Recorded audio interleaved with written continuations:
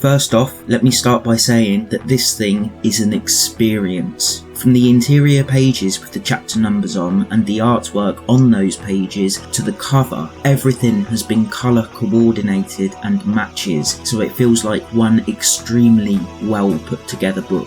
From the front cover to the back, the Mighty Morphin Power Rangers Year 1 Deluxe Edition is quite simply breathtaking and feels like you've bought a piece of history. I was 5 when Mighty Morphin Power Rangers first aired, and I remember being a kid in the 90s and having a poster of the original Rangers on my wall where Jason is holding the sword. I remember watching the Green with Evil story arc, going to see the first movie at the pictures with my parents. Hell, I even had one of those toys where the head would flip back and go into the Ranger's torso so it could be replaced by the helmet. I even remember being in infant school and trading the stickers. I had a fat stack of spares that was probably about 3 inches tall, and one day someone got the Green Ranger shiny, which I think was number 1 in the sticker book and the rarest of all the stickers, and I traded all my spares for it. I got home and my mum had bought me a pack of stickers. I opened them and lo and behold sat another shiny. The same shiny I had traded all my spares for earlier that same day. I was astounded, miffed, horrified, and kind of amazed, to be honest, that I was probably the only person on the whole planet who probably had 2 of the rarest sticker, let alone having obtained them both in the same day. That's a lot for a 5-year-old to feel at once, and I still remember it to this day. So make no mistake, when it comes to Power Rangers, I was around for the original run. I never missed an episode, and I know my shit. The book opens with a foreword from Jason David Frank, who of course played Tommy Oliver, the original Green Ranger, then the White Ranger, then some other Rangers that I don't really care about. I'm not the sort of person who usually reads forewords or afterwards, but on occasion if I think the author has done well or I'm particularly excited going into something, like I was with this, I will, because I feel like to miss out on even one single thing would mean not getting the whole experience. He talks about how he got the part of Tommy and how it affected his life and what it means to people, and it's more interesting than I expected it to be. The story starts with a prologue and shows Tommy struggling to return to normal after he was brainwashed in the events of Green with Evil. Something I noticed was that when the Rangers morph for the first time, you see each character morph the same as they did on TV, inside their morpher with the lightning around them, which I thought was pretty cool. But I did notice that Tommy morphed last, which is wrong. Once Tommy became a good guy on the show, he would morph first, then the rest would follow in the same sequence as they always had. I told you I know my shit about Power Rangers. We also get to see the Megazord and Dragonzord, but unfortunately we don't get to see the Megazord activation sequence, which is something I was looking forward to. We do, however, get to see a pretty cool scene where Kimberly detaches the pterodactyl Zord from the Megazord to catch some falling cars, and this sequence reminded me of one of the old Max Fleischer Superman cartoons where some of a train track was missing and he used his arms and legs as tracks, and it also reminded me of the original Power Rangers movie where the Falcon Zord does the exact same thing. It's a nice little nod, and I'm not sure if it was a deliberate reference or not, but either way I thought it was very cool. This sequence also shows how the Rangers get into the main cockpit of the Megazord. Ever since I was a kid, I wondered how they all got from their Zords into the same cockpit, and being a massive fan of Jerry Anderson shows, my favourite being Thunderbirds, I always thought they had some kind of complex tube system the same way the Thunderbirds reached their ships on Tracy Island. The bridge sequence shows that this isn't the case, as when Kimberly heads to her Zord, we see her teleport out of the cockpit. That's a question I've wondered about for 25 years, and it was answered in the first issue. When I finished both the prologue and the first issue, I remember thinking, this is a very, very good sign of things to come. The second issue deals a bit more directly with the Rangers' lives when they're not fighting Rita, including school, homework, Bulk and Skull, and even their training with Zordon at the command centre. It was interesting to see and shows the difference between Zordon in the show and in the comic straight away. In the show he was always a fatherly figure, but in the comic he came across to me as being much colder, much more of a leader, indifferent of his charge's emotions because everyone had a job to do. He even has his own sort of Kobayashi Maru sequence, which Tommy was kicking himself for failing when Zordon revealed that no matter what path Tommy had taken in the programme, he would have failed anyway. We also get to hear about Kimberly's divorced parents fighting over her custody and actually get to see Tommy's mum. So there are parents in Angel Grove. Who fucking knew? I know there are some episodes where uncles appear, notably Trini's uncle with the invisibility formula and Kimberly's uncle who takes her, Bulk and Skull up for a flight, but I don't think an actual parent appeared in the show. I know there were parents in the movie, but technically that's not canon because the same abilities and Zords they got in the movie were actually given to them by Ninja on the show.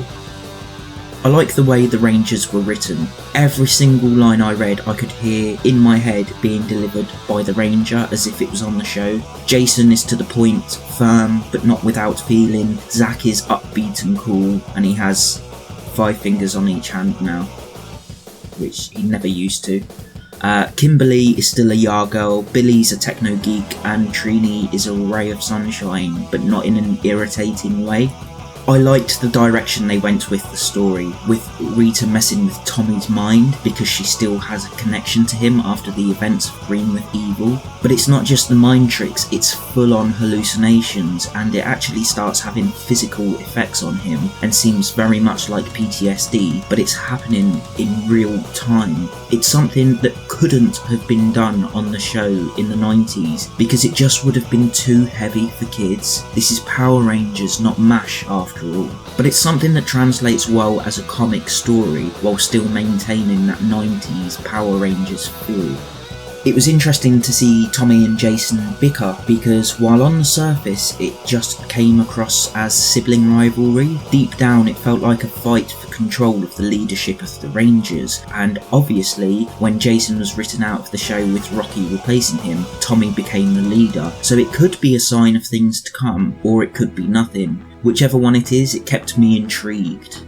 I particularly like the way Trini and Billy were written. In the series, Trini was very much the only person who could really understand Billy's techno talk, and quite often she would act as a translator for the rest of the group. She does that in the comic too, but the comic takes it a step further. Now she's not only a translator, but she also acts as an emotional support for him, constantly pushing him to believe in himself and not be afraid to put his opinions forward and to stop doubting his ability as a ranger just because he's not a natural fighter. I think it's a natural progression to include when going from screen to comic, and I think they handled the relationship very well.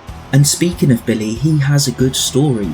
It plays second fiddle to the main events of Year 1, but Billy's story is a story of growth, and there's even one issue which is entirely about Billy and how he pushes himself to be a better fighter, a better strategic thinker, and overall a better ranger.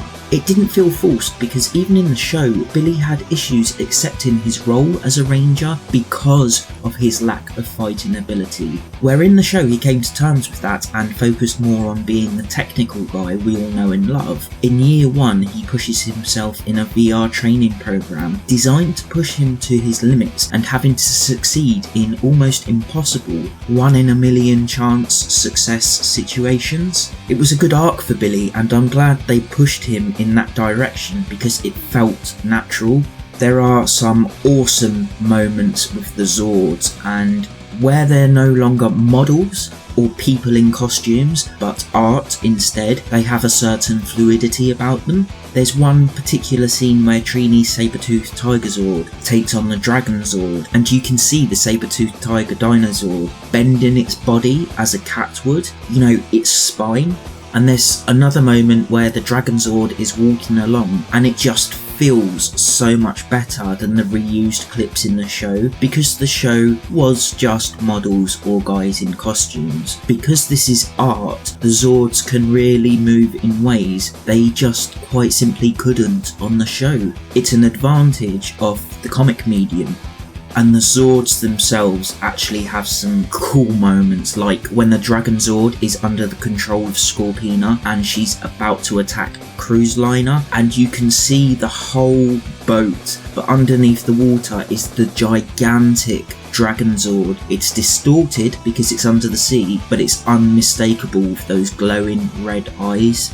They did really well with the Zords and I was impressed. The whole story was written well, and the transition from one arc to the next was done really well. Of course, the arcs are all connected overall, culminating in the appearance of Lord Draken. I have to say, for each time they've pulled Jason David Frank out to play Tommy Oliver, I've cared less and less, because it's all irrelevant in the long run. It's cool to see him, but there never feels like there's any risk factor involved. It's Tommy, he's not going to die or lose his powers. They're just going to stick him in a new ranger suit and that's it. Perhaps that's why Lord Draken feels like such a good character. He's an older version of Tommy from an alternate reality, and he's one hell of a bad guy. The guy manipulates Rita, manages to effectively render the Power Rangers completely powerless, and manages to steal control of their Zords. The guy is a nightmare, and it's the kind of character they should have got Jason David Frank playing on the show. There's a proper risk factor there because we don't know how it's going to end up with Lord Draken when reading year 1. In fact, I'd say for at least 3/4 of the book, you don't even know it's him, but then when he's finally revealed, the story and what's at risk for the Rangers and the world are increased tenfold. I loved seeing his world. From the moment you first see the giant statues of him and Rita, to when Billy and Tommy are outside the command centre and see some unfamiliar Zords, which anyone who watched the show will know are the Red Dragon Thunder Zord, the Griffin Thunder Zord and Tor the Shuttle Zord. I have to admit, I felt like a kid again. I knew what the Zords were, but the Rangers didn't because they haven't reached that point in their timeline yet, and it left me wondering which direction the comic was going to go in. Would it still follow the show but fit in nicely, or would it skew off into a different direction entirely? Once the comic comes to an end, will everything from the comic be reset and the Rangers inserted back to the point where the comic started from, or will it just be a completely new series of events in a completely new timeline? It's impossible to tell at the moment, and to be honest, I like not knowing. I like not having everything mapped out for me because it leaves you open to possibilities. Seeing the dead Thunder Zords made me question that, but there was one moment that made me question it even more. When Tommy and Billy reach the alternate world's command centre, they hear a voice and follow it, and what they find there is Saba. Fucking Saba! I was not expecting that. Seriously, it was the Green Ranger with the White Ranger's sword. Honestly, year 1 feels like Power Rangers porn. The only way it could be better is if I could have Amy Jo Johnson in stockings and heels in my bedroom. That's the only way Power Rangers porn gets any better than year 1. It's like if you could take the best moments in the show and combine it with the best Power Rangers fanfiction out there. This is what you would get. It's fucking amazing, man. Everything is kind of upside down or skewed, and it's just not the way it's meant to be, but you know what? That fucking works, man. By mixing up the formula and changing the way events happened, they've allowed the reader to not only wonder what bit of amazing story is going to come next, but they've given Lord Draken a real sense of threat. If anything can be changed from the show, then who's to say one of our Rangers won't die or have the power stolen from them? What they've done in terms of story and setting is quite simply amazing. They've taken a starting point and ran with it, and they've done it so well. In the 90s, in Season 2, which still had all the original Rangers, my Rangers, there was a 3-part story called Mutiny. This was the first appearance of Lord Zed, and his first act was to create a monster, and that monster froze the Rangers' swords. This left them almost completely defenceless and on the back foot against a new, unknown, incredibly powerful and incredibly smart enemy. And that's exactly what Year 1 feels like when it reaches its final quarter.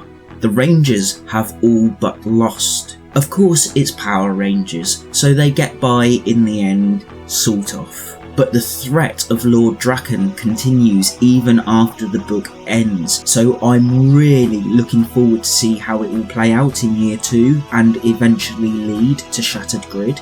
Speaking of the ending, there was something there that made me wonder. I can't tell because the book doesn't name them, and the art isn't the most complex art. That's not a complaint, just an observation. But those 3 characters at the end looked an awful lot like Trini, Aisha and Bulk in the alternate reality. It's hard to tell just by the drawings alone, but if it is them, I cannot wait to read more in Year 2. Especially now that Tommy's in control of the Falcon Zord. Yeah, Tommy's in control of the Falcon Zord, it's amazing. I'm looking forward to see how the alternate reality will play into the main reality and seeing how the Rangers deal with Lord Draken. The alternate reality aspect is really intriguing though, because for all we know, the Rangers could get a new set of Zords, hopefully the Thunder Zords, from the alternate reality rather than from Zordon. We've already seen the dead Thunder Zords, and we know the Falcon Zord is active but beat up, so it's impossible to tell what will happen in Year 2. I know the comics are already out and Year 2 is being released right around now, or maybe it's already been released by the time I release this. But I want to read the story in the hardbacks because they have bigger pages and the art just it's nicer than reading a trade paperback or a comic. So for now, I have absolutely no idea where the series is going to go from here, and I like that, and I like the fact that there's a proper sense of danger. Overall, the story was really well done, and Kyle Higgins did a great job. I like how it smoothly transitioned between the smaller arcs while having a larger overarching story that steadily picked up speed as the story went on, and the inclusion of the alternate reality was just the icing on the cake. I think the redesigns of the Power Rangers also worked really well, although I do wish they'd left Billy's hair alone, because on the show his hair was fucking awesome, man.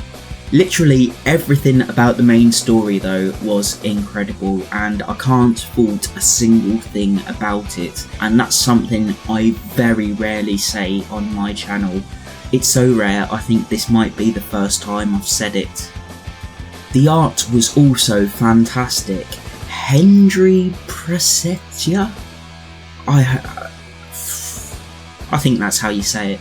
Did the pencils, and Matt Herms did the colours. There are 2 issues where they didn't do the art, and usually I'm not a fan of switching artists out like that because you can always tell.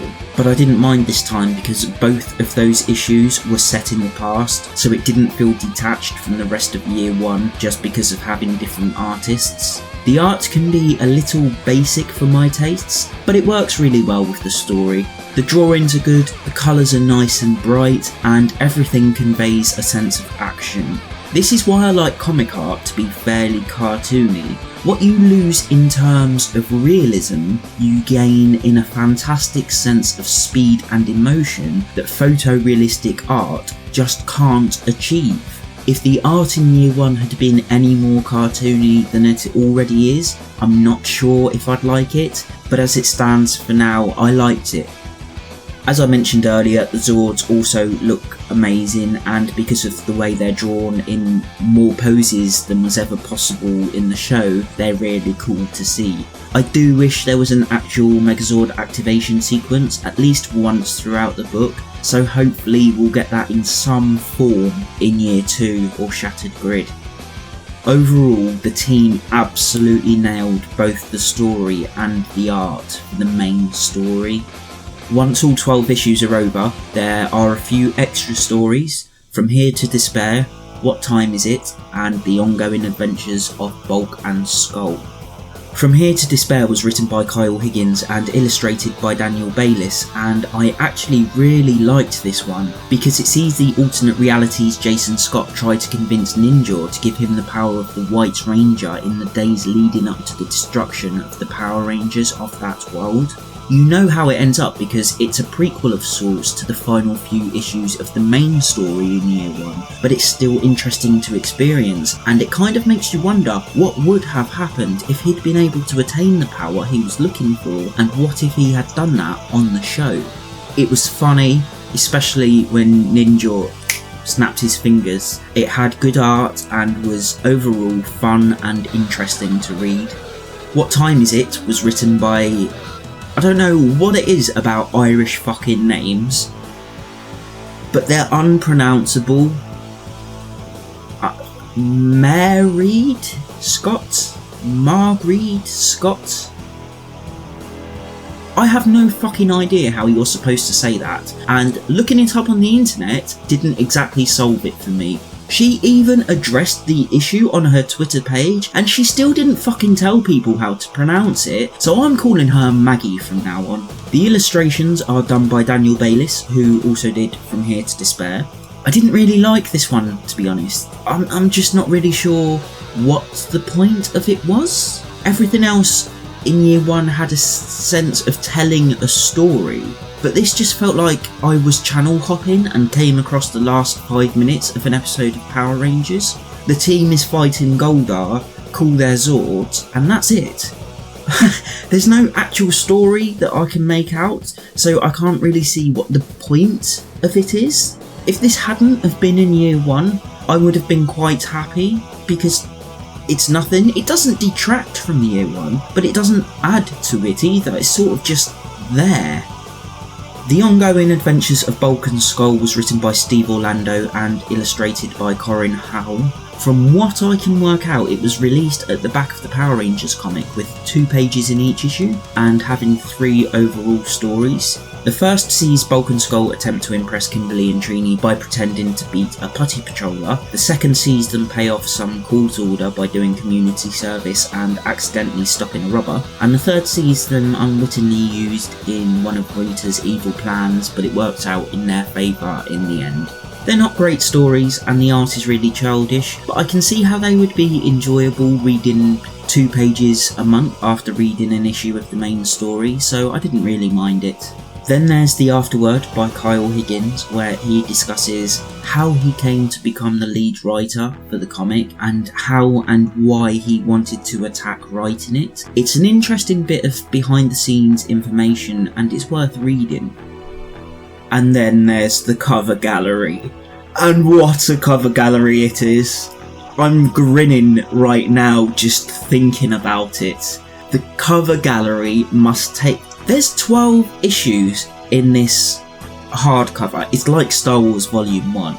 The cover gallery must take up at least a third of the book, maybe even almost half. It's gigantic and it's a wet dream for people who like to have all the covers of a comic. The cover gallery literally has every single cover released in Year 1. It has all the helmet covers, the Lord Draken helmet covers, the toy covers, the Morphin covers, the regular covers. It has everything. I mean, just take the ones I've just named. Helmets 1, Lord Draken helmets is 2, toy covers is 3, Morphin covers is 4, regular covers is 5, right? So that's 5 for 12 issues. That's 60 cover images right there. And there's a lot of other variant ones as well. There's one for each Ranger, there's one for each Zord, there's loads of them. It literally has everything. If there was some variant cover for an issue that's in year 1, then the cover is in the cover gallery. Every cover gets its own page, so it's an absolute joy to just browse all the different covers and look at all the art and the effort that went into the covers of year 1. I honestly cannot decide what my favourite thing about this hardcover is, whether it's the story or the cover gallery. It's that fucking good. The final section is called Behind the Scenes and mostly just features sketches of the planned redesigns of the Rangers and how Lord Draken came to look the way he does, you know, from a design aspect. But it also has 2 pages of promotional art, and I absolutely love those. I think they look brilliant. The overall look and colour scheme of year 1 is also amazing. It's a beautiful, beautiful book. There's lots of green on white which matches the cover, and I really, really hope year 2 follows suit and has red on white to match its cover. If there's writing on a white page, like the credits page, you'll see black writing on a stark white background, and somewhere there will be a zoomed in image of one of the comic covers with a green filter over it, so no other colours come through. And when you think of it as a running theme throughout the book, it really does look amazing. I cannot stress that enough. It looks fucking incredible. Even in the main story, when there's a new issue, they don't actually use just the regular cover for that issue. That's in the back in the cover gallery. What they do for the individual issues is they use a zoomed in cover with the green filter on it, and in white writing they call it chapter 1 or whatever it is. It makes it feel like it was designed to be one story rather than 12 issues, but you don't lose out because you do still have the cover gallery at the back. The whole thing is just put together so well, and you can see a lot of thought, effort and care went into it. I have one issue with the book though, and that's the lack of a dust jacket. I'm not the only one who didn't get a dust jacket with this, and I think charging £60 for, and I quote, a hardcover deluxe edition is a fucking joke. How can you call it a deluxe edition if it doesn't have a dust jacket? That's the same as the 40th anniversary edition of A New Hope. It's an anniversary edition that didn't come with a fucking dust jacket. Brand new. Not second hand and the previous owners lost it. Brand fucking new. Marvel, only half of their books come out with, half of their hardcovers come out with dust jackets these days, and it's not on. It's an industry standard. And you know what? Some people think I'm anal about dust jackets, but they are important. You know why? Because they protect your books, not from dust, from other things. For instance, year 1 has some gold trim on it, and on the back, the gold has actually started to rub off. That's why dust jackets are important, and that's why I always say if a book doesn't have one, it's not just about whether I can wrap my book in Brodart or not. It's about whether the book will stand the test of time. It's a shame year 1 doesn't come with a dust jacket, because clearly it really could have used it. There's a slipcase edition which I think is almost twice the price, and the only extra thing you get there is the box for the book, and I believe instead of having the Green Ranger on the cover, it's got the Green Ranger on the cover of the book but the White Ranger on the slipcase itself. If money was no object, sure, I'd get that, but the fact is, even then you would still have to remove the book from the case in order to read it, so the book is still open to all the wear and tear as the normal version, and it's still not protected by a dust jacket. It's a shame. Everything about year 1 was absolutely perfect, and this truly, honestly, is the only fault I can find with the book. So overall, the Mighty Morphin Power Rangers Year 1 Deluxe Edition is pretty amazing. They wrote the Rangers so well, and I'm glad they didn't write it Monster of the Week style, instead focusing on a deeper story that really is very, very interesting. I like the way Kyle Higgins has treated the Rangers, and rather than just churning out crap, he's really put the effort in to give them the respect they deserve, and by extension gives the fans the respect they deserve. The art was fantastic too and matches the tone of the story, and the extras are quite simply nothing short of incredible, especially the cover gallery. Is it a shame about the dust jacket? Yes. Will it stop me buying Year 2? No fucking way. I'm definitely looking forward to Year 2 and I really cannot wait. It's not often something makes me recall my happy childhood memories in the way Year 1 has, but it really has. I feel like a kid at Christmas just waiting to get Year 2, because as I record this now, it's just around the corner. It's like 9 days away until it's released. I absolutely 100% recommend the Year 1 Deluxe Edition to anyone who wants to get into Power Rangers. For me, Mighty Morphin were the best, and anything else just pales in comparison. If you like me and were a fan from the beginning in the 90s, you will not be disappointed, I promise you. And if you're new to the Rangers, then this is the perfect place to start. I'm pretty sure I got the last copy in England because everywhere had sold out, and when I bought mine, that's it, you couldn't find one anywhere online. But if you can find it, with the combination of the story, the art, all the extras, all the care that's gone into it, the presentation, I guarantee you, you won't be disappointed.